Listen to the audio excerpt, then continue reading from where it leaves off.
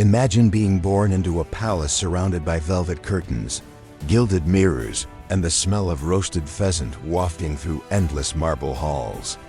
You're told you're chosen by God, your blood is divine. The world bends around your whims. And yet, you're already dying. Not from battle, disease, or famine like the peasants beyond the castle walls, but from the very throne you were born to sit on. You bathe in perfumed water, but rot from the inside. You dine from gold plates, but consume poison with every bite.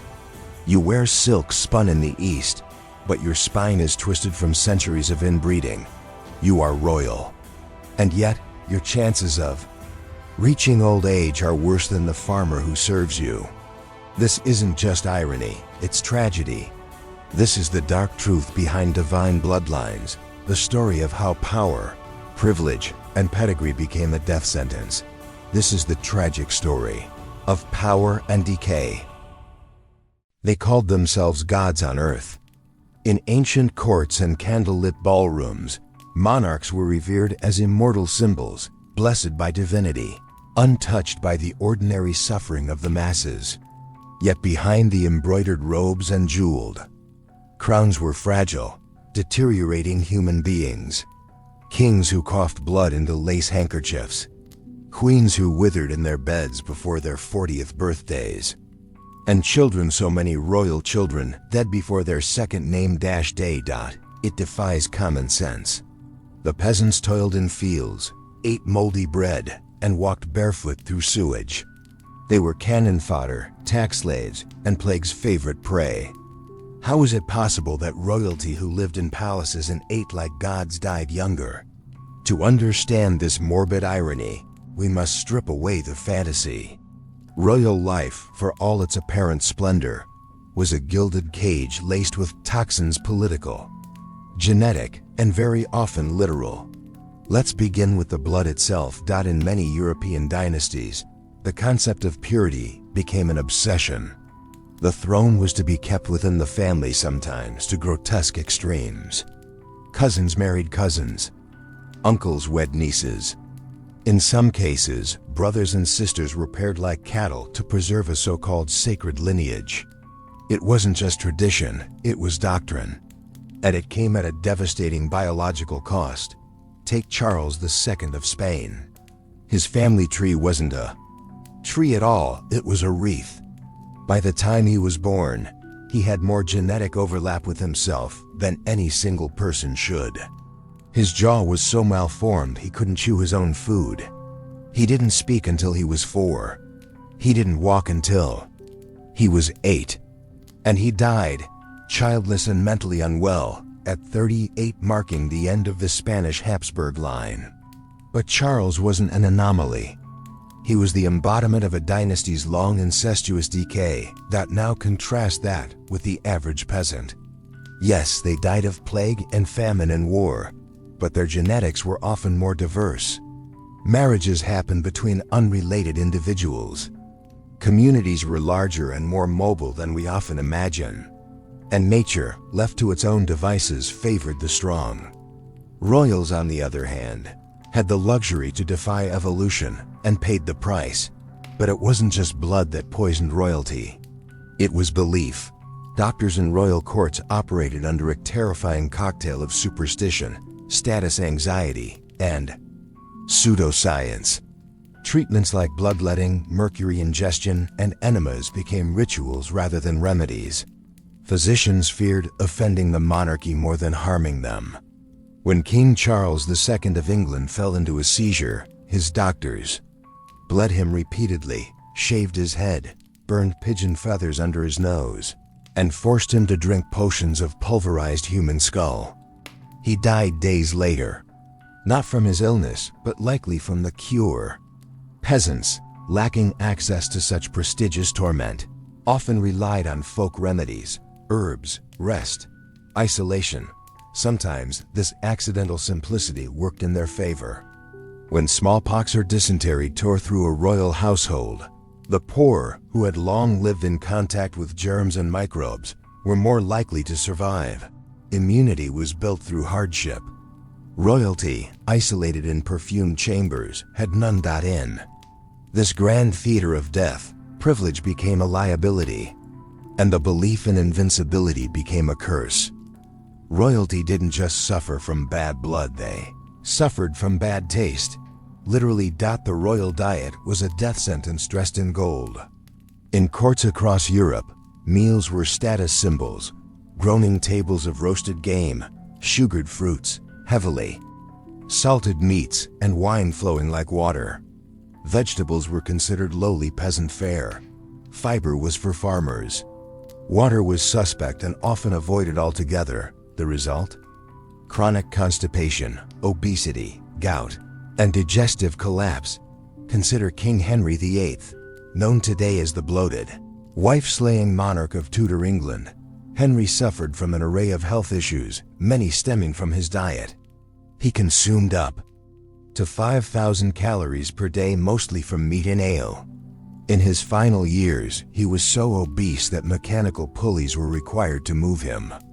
His legs developed festering ulcers, and he died bloated, bedridden, and likely suffering from type 2 diabetes and heart disease conditions, rarely diagnosed but certainly deadly in that era.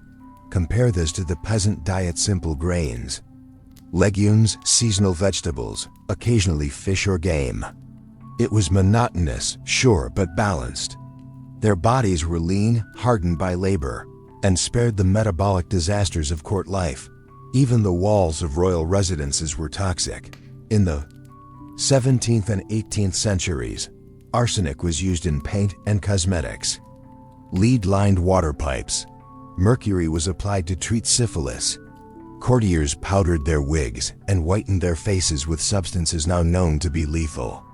Royal women regularly applied ceruse, a lead-based cosmetic, directly to their skin. Over time, their beauty routine slowly poisoned them, causing tremors, hair loss, blackened teeth, and eventual organ failure. And still the illusion of health persisted. Sickness was hidden behind silk screens and gilded bedposts. Weakness was a threat to sovereignty. So monarchs smiled through their rot, danced on aching legs, and signed decrees with trembling hands until they couldn't. Mental health was no less tragic. Royals lived in constant paranoia of coups, assassination, poison, and scandal. Their marriages were political contracts. Their children were pawns. They could not weep, falter, or confide. They were surrounded by sycophants, isolated by protocol, and rendered emotionally barren by the crushing expectations of divine kingship. King Ludwig II of Bavaria, once called the Mad King, spent his final days wandering the woods alone, obsessed with fantasy and hallucination, until he was found dead in a lake under suspicious circumstances. Empress Elizabeth of Austria, adored for her beauty, starved herself and laced her corset so tightly it displaced her organs. She was murdered by an anarchist, but long before that, her soul had already been crushed by royal life. In truth, many royals didn't die young from singular causes. They died slowly from 1,000 invisible wounds: genetics, diet, medicine, isolation, expectations, and above all, power itself. Because when the world bends to your will, reality breaks in. Return. Dynasties weren't built to nurture life. They were built to preserve it at any cost. The longer a bloodline endured, the more distorted it became. Like a royal portrait copied over centuries, each generation bore the defects of the last. But sharper, the tragedy is that none of this was necessary. The peasants outside the palace walls weren't living well, but they were living longer. Not because they had more, but because they had less of the wrong things. Less inbreeding, less excess, less pressure to uphold an image that defied biology itself. The illusion of royal superiority was so powerful it overrode reality. When Marie Antoinette complained of exhaustion and fainting spells, court physicians blamed her womb. They prescribed rest and rich food. In fact, she may have been suffering from anemia or stress-induced arrhythmias. No one thought to treat her as a person. She was a queen. And queens were symbols before they were human. When the Romanovs fell in Russia, they left behind a sickly son, Alexei, whose hemophilia, inherited from Queen Victoria's bloodline, symbolized the decay of Europe's interconnected royal houses. Their obsession with lineage had created a web of weakness, one paper thin, cut away from disaster. And yet, we still gaze at royalty with awe. Modern monarchies are more symbolic than sovereign, but the legacy of dynastic trauma remains. Mental health struggles, eating disorders, and public scrutiny plague today's royals in new ways. They may live longer, thanks to modern medicine, but the psychological toll of inherited power is timeless.